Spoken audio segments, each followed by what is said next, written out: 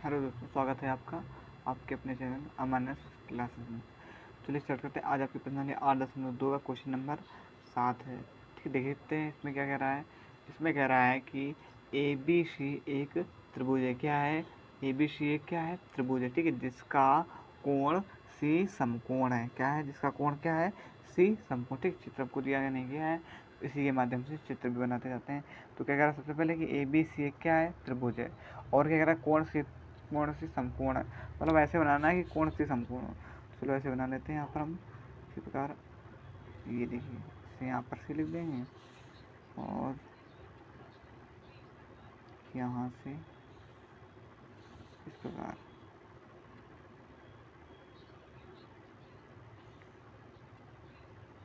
ठीक, इतना कर लिया ना, तो ये हमारा क्या बन गया? एक समकोण बन गया।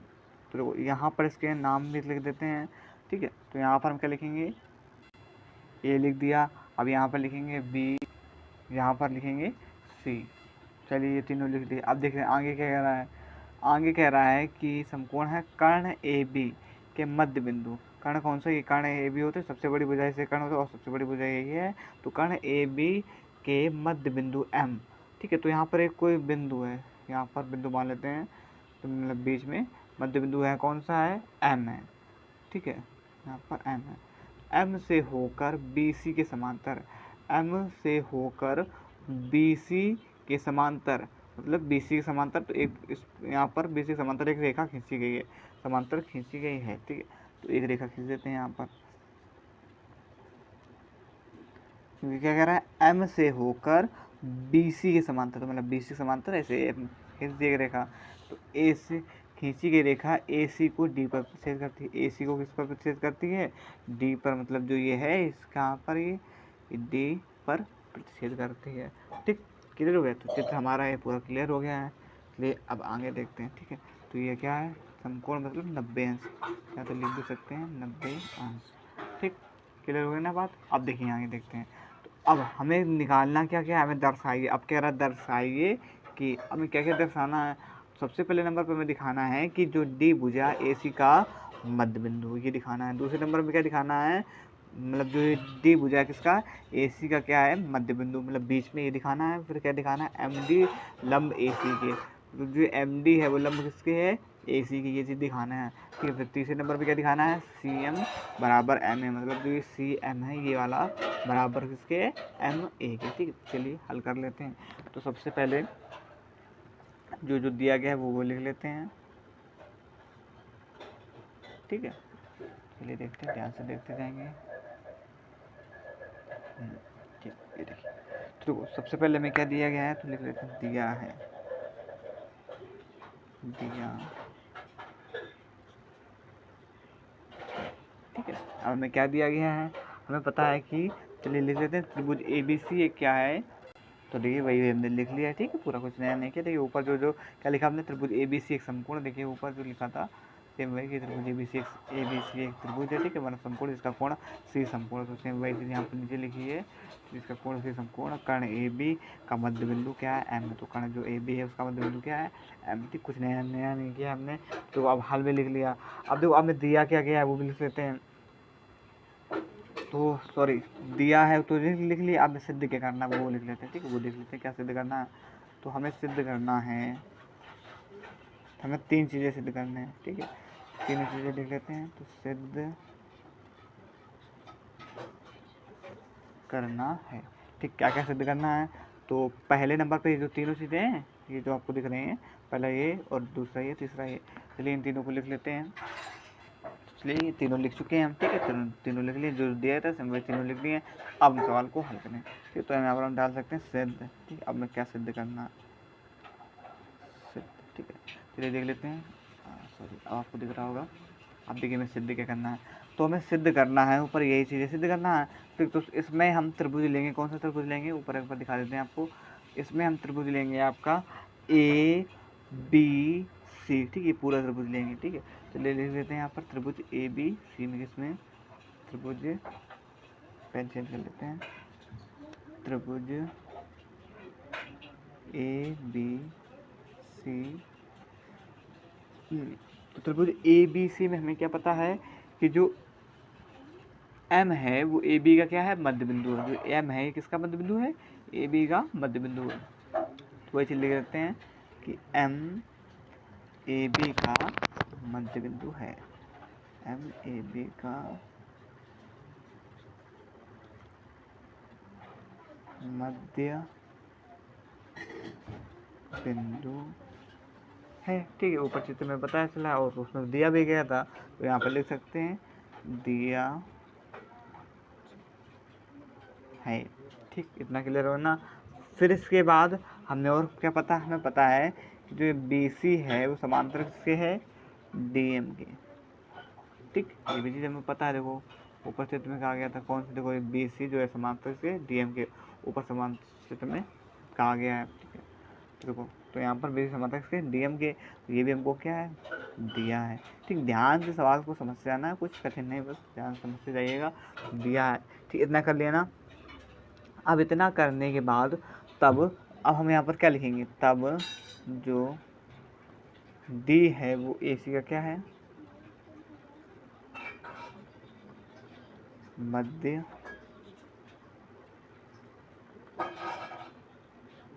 बिंदु है। ठीक है, क्या है, मध्य बिंदु होगा। ठीक है, तब जो डी है वो ए सी का मध्य बिंदु। तो ऊपर एक बार देख लेते हैं, बी सी समांतर किसके दिखाया हमने, डी एम के। किसके दिखाया, समांतर। दिख भी रहा आपको, दोनों समांतर आपस कहीं तक भी आप ले जाइए, लेकिन ये आपस में कहीं पर भी नहीं मिलेंगे। ठीक है, वैसे हम क्या कहते हैं, समांतर क्या कहते हैं।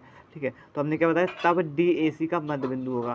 तो जो डी है वो ए सी का क्या हो जाएगा, मध्य बिंदु। और किस नियम से, मध्य बिंदु प्रमेय के नियम से। इसलिए यहाँ पर लिख सकते हैं, ठीक है, मध्य बिंदु प्रमेय के नियम से। ये देखिए,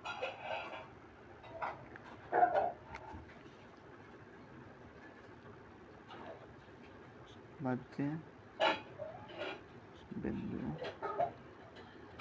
प्रमेय। ठीक है, ये तो अगर आप देखो समझाने, एक बार समझाने की कोशिश करते हैं। ये देखो मध्य बिंदु प्रमेय वो तो बता चुके हैं, लेकिन यहाँ पर एक चीज़ और कि देखो अगर किसी त्रिभुज की, कोई त्रिभुज है पूरा, तो उसकी कोई एक भुजा जो है, एक भुजा के मध्य बिंदु से, ठीक है, मध्य बिंदु से दूसरी भुजा के समांतर। ठीक है, देखो कोई एक ही त्रिभुज है पूरा, ठीक है, इसमें कोई एक भुजा के मध्य बिंदु से, तो एक भुजा के मध्य बिंदु ये हो गया। ठीक है, मध्य बिंदु से दूसरी भुजा के समांतर खींची गई, और दूसरी भुजा मान लो ये है, तो दूसरी भुजा के समांतर खींची गई रेखा। ठीक है, तो चलिए दूसरी भुजा ये मान लेते हैं, दूसरी भुजा के समांतर खींची गई रेखा तीसरी भुजा को समद्विभाजित करती है। मतलब जो तीसरी भुजा ये वाली है उसे क्या करती है, समान समद्विभाजित, मतलब समान दो भागों में बांटती है। ठीक, बात क्लियर हो गई ना। तो मध्य बिंदु प्रमेय हो गए। ठीक, इतना क्लियर हो गया ना यहाँ तक। तो इतना हमने कर लिया। तो देखिए यहाँ से हमने क्या निकाल लिया, जो डी है वो ए सी का मध्य बिंदु है। तो क्या पहले नंबर पर हमें यही सिद्ध करना था। देखो पहला नंबर हम आपका सिद्ध कर चुके हैं।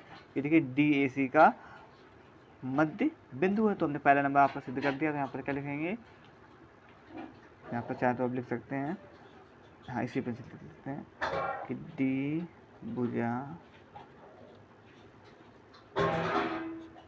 ए सी का मध्य बिंदु है। ठीक, क्लियर हो गया ना। एनी डाउट, आई होप आपको कोई डाउट नहीं होना चाहिए। ठीक, इतना क्लियर हो गया ना। अब हमने इतना कर लिया, अब इसके बाद ध्यान से देखिएगा। ठीक है, इतना करने के बाद अब हम यहाँ पर कौन सा लेंगे, अब पहला नंबर हमने प्रूव कर दिया। अब सेकेंड नंबर के लिए देखिए, तो सेकेंड नंबर के लिए हमें इसमें क्या पता है। तो सबसे पहले हम यहाँ पर लिखेंगे कि जो एम डी, जो हम उसमें निकाल चुके हैं कि एम डी समांतर किसके है, बी सी के। तो हम सबसे पहले वही चीज़ लिख देंगे, यहाँ पर क्या लिखेंगे, एम डी समांतर बी सी। एम डी समांतर किसके, बी सी के समांतर है। और जो कोण एम डी ए, ठीक, कौन सा कोण, कोण एम डी ए बराबर किसके है, कोण बी सी ए के। ठीक, कोण बी ए सी के बराबर है। और कारण इसका क्या है, एक ही और, अभी आपको दिखा रहे हैं ऊपर, एक ही और के संगत कोण। ठीक है, ठीक, हमने कौन कौन बराबर लिखा, हमने बराबर लिखा है एम डी ए और कोण कौन सा, बी सी ए।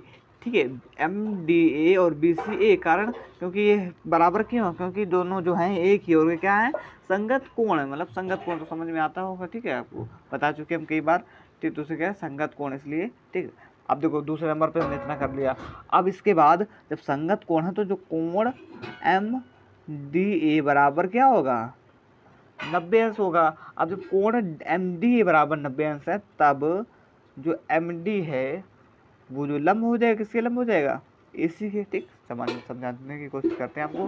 देखो MD संगत कोण है तो MDA आपका क्या हो जाएगा, 90 अंश का हो जाएगा। तो जब MD 90 अंश का हो जाएगा तो जो MD है वो लंब किस पर हो जाएगा, लंब AC पर लंब हो जाएगा। तो देखो ये जो AC है, AC पर क्या, MD लंब, और यहाँ से अच्छे, यहाँ से आप देखने की कोशिश भी कीजिए, ये देखिए तो घुमाते हैं, तो देखो ये MD है, AC है, और MD पर क्या है, लंब है, मतलब जो AC पर MD जो है वो लंब है, ठीक। बात क्लियर हो गई ना। अब देखिए, ठीक, इतना क्लियर हो गया ना। अब यहाँ से ध्यान से देखना, ठीक, इतना दिखा दिया आपका। अब यहाँ से समांतर, तो दूसरे नंबर पे ये प्रूव हो गया, तो दूसरे नंबर पे ये कह रहा था, तो लिख लेते हैं कि दूसरे नंबर में भी हमने प्रूव कर दिया कि जो M जो है MD लंब है AC, ये देखिए, ठीक है। तो दूसरे नंबर भी प्रूव हो गया। अब कौन से, तीसरे नंबर पर, देखिए 2 नंबर तक पूरा क्लियर हो गया। अब देखिए तीसरा नंबर देखते हैं। देखिए तो तीसरे नंबर में क्या कह रहा है, तो देखो तीसरे नंबर में हमें दिखाना है कि CM बराबर MA बराबर हाफ AB, ठीक है, इसके बराबर हाफ AB के, ठीक है। तो चलिए दिखा लेते हैं इसको भी। तो देखो इसके लिए सबसे पहले हम यहाँ पर 2 त्रिभुज लेंगे, ठीक है। तो सबसे पहले 2 त्रिभुज ले लेते हैं। ये देखो, या तो और कीजिए, देखो यहाँ पर हम क्या कह रहा है, CM कह रहा है ना, तो CM के लिए यहाँ से कोई, अगर हम कोई भी संख्या मिलाएं मिलेगा नहीं, ठीक है। DM AD CB, मतलब CM नहीं मिला, तो CM मिलाने के लिए यहाँ से हम क्या करेंगे, यहाँ से हम एक रेखा खींच देंगे, ठीक है, रचना एक प्रकार से कह सकते हैं। तो यहाँ से हम एक रेखा खींच देंगे तो ये CM से मिल जाएगा, तो हमें थोड़ा सवाल हल करने में थोड़ा आसानी होगी, ठीक। आप ध्यान से समझना, ठीक है। तो अब हम यहाँ पर सबसे पहले तो हम 2 त्रिभुजों को लेकर के सर्वांग सब दिखाएंगे। तो त्रिभुज 2 कौन कौन से लेंगे, त्रिभुज हम लेंगे 2 कौन कौन से, एक त्रिभुज लेंगे आपका ADM, ठीक है, और एक दूसरा त्रिभुज लेंगे CDM, और इन दोनों को हम क्या दिखाएंगे, आपस में सर्वांग दिखाएंगे। चलिए सबसे पहले इतना करते हैं, फिर आगे आगे धीरे धीरे आपको पूरी बात बताते हैं। तो देखिए लिख लेते हैं यहाँ पर त्रिभुज कौन सा, कौन सा त्रिभुज ADM, कौन सा त्रिभुज आपका ADM तथा त्रिभुज CDM में, ठीक है, ADM तथा त्रिभुज किसमें, CDM में। तो देखो इसमें देखो, तो हमें पता है कि जो AD ये वाली बराबर CD के, क्योंकि कारण है, क्योंकि है तो ये AC का मतलब बराबर हो सकती है। देखो ये पूरी AC के, और ये भी कह सकते हैं तो AD बराबर CD के, क्योंकि इसका हाफ भी है, तो इसके लिए क्या कह सकते हैं, यहाँ पर सब चीज़ें पहले बता चुके हैं, AD बराबर इसके, और ऊपर सिद्ध भी कर चुके हैं, सिद्ध किया, ठीक है, मतलब ऊपर जो मतलब PCM जो है इसे हम सिद्ध कर चुके हैं, ठीक है। तो अब देखो इतना कर लिया। अब इसके बाद कोण जो आपका ADM बराबर किसके हो जाएगा, कोण CDM के, ठीक है। और इसका कारण क्या हो जाएगा, जो ADM ये वाला और CDM, तो देखो इसके कोण क्या पड़ रहा है, 90 अंश। अभी हमने पीछे बताया है कि हम इसके 90 अंश दिखा चुके हैं।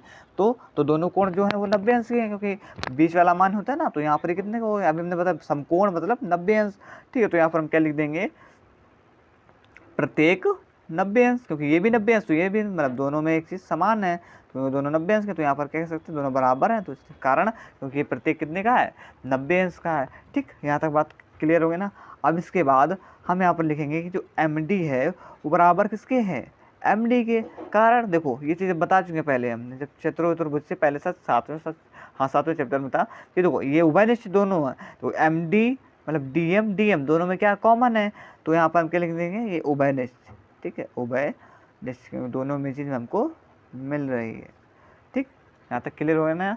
अब देखो इतना कर लिया हमने, तो सर्वांग के लिए हम बता चुके हैं, अगर आप भूल गए तो एक बार फिर से बता दें कि सर्वांग के लिए हमें तीन चीज़ों को बराबर दिखाना होता है, फिर उससे हम सर्वांग दिखा सकते हैं। तो देखो, और यहाँ पर ये क्या है, आपका साइड है, भुजा जिसे बोलते हैं, और ये क्या है, एंगल, कोण, और ये क्या है, साइड। तो अब हम यहाँ पर क्या कर सकते हैं कि SAS नियम से, सर्वांग समता के नियम से क्या हो चुका है, सर्वांग सम हो चुका है। तो नीचे वहाँ पर लिख देते हैं, क्या लिखेंगे, SAS सर्वांग समता नियम से क्या है? SAS सर्वांग समता के नियम से क्या है कि जो त्रिभुज ADM सर्वांगसम हो चुका है त्रिभुज CDM के, ठीक है, CDM के डी बनाए, यहाँ पर ऊपर लिख देते हैं त्रिभुज CDM, अब तो दिख रहा होगा ना आपको, त्रिभुज CDM के, ठीक, इतना कर लेना, या तो बात क्लियर हुई ना, त्रिभुज किसके? CDM के, ठीक है। इसके बाद ध्यान से देखना, त्रिभुज CDM के कर दिखा दिया हमने यहाँ पर क्या दिखाया? सर्वांगसम दिखाया। अब इतना करने के बाद अब हम यहाँ पर क्या कह सकते हैं कि AM कौन सा? यही वाला कौन सा? AM बराबर किसके हो जाएगा? CM के, कारण CPCT के नियम से, CPCT के नियम से। अब आप पूछेंगे अगर कोई नया और जो पुराना उसे तो पता होगा, अगर कोई नया होगा तो पूछेगा CPCT सर CPCT क्या होता है? तो CPCT का पहले बात फुल फॉर्म समझिए, किसका फुल फॉर्म होता है? Corresponding part of congruent triangle, मतलब सर्वांगसम त्रिभुज के संगत भाग। और इसका कार्य क्या होता है? इसका काम ये होता है, इसके मतलब जब अगर हम किसी दो त्रिभुजों को अगर हम सर्वांगसम दिखा चुके होते हैं, तो अगर हमें किसी त्रिभुज को बराबर मतलब दिखाना है तो ये CPCT लगा के हम ये दिखाते हैं कि अगर सर्वांगसम इसको हम दिखा चुके हैं तो ये भी क्या, ये वाली सारी इसकी भुजा क्या हो चुकी हैं? बराबर हो चुकी हैं। तो इसका ये CPCT यहीं पर काम कर दिखाने के लिए काम करता है कि हम कि सर्वांगसम दिखा चुके हैं तो इसकी सारी भुजा बराबर हो जाएंगी आराम से, ठीक, समझ में आ गया ना, बात क्लियर हो गए, ठीक। अब आगे बढ़ें, तो देखो चलो आगे बढ़ते हैं। इतना हमने कर लिया सर्वांगसम दिखाने के बाद, तब अब हम यहाँ पर क्या करेंगे? अब हम कह सकते हैं कि जो तब M जो है वो AB का,